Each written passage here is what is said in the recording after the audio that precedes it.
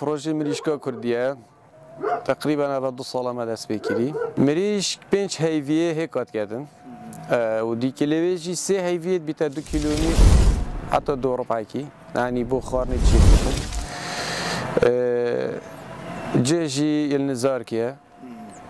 هر نزدیک نگله نزدیک باجریه بس با باجری نزدیک راست اف مریشکای سلیمانیته ایک روجیتن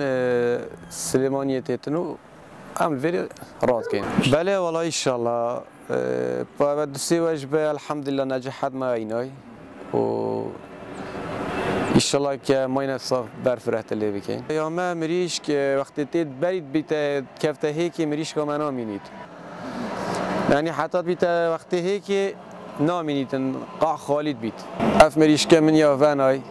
ونجحت اينا قال خلك ما بيجن اف مريش كوريك نابيت مریش کوریک بیت تو منیا کلیه جربه خارنه ما 2 هیوا علفی دینه اما راستی چطوره پشتیوان 2 هیوا 3 هیوا داخلی دینه دا گله بگاه به خلکی مد بیجیتن دیکلی علفیان مریش که علفیه طبعا جی مریش خارنا علف چه بنگوشته علفی و داخلی نبگیه که پس وقت هم که داخل شنات یا خارنه وزنی چتا نحصا دیدی 3 هیوا داخلی دینه وقتی ما داخل داید بیتا طبیعی یعنی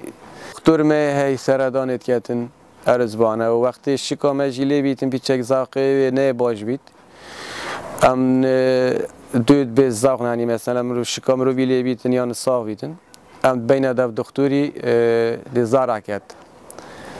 کرد فحص کرد مثلا که پیتی وی چه علاجی اوی علاجیت نویسید و ام تینی دینه طبيعي بيتابع دكتور ماجي از چه رکلام بوناک هم راستی دکتر راست دکتری که یعنی باشه زیرک و دواجن گله که دستی ویدم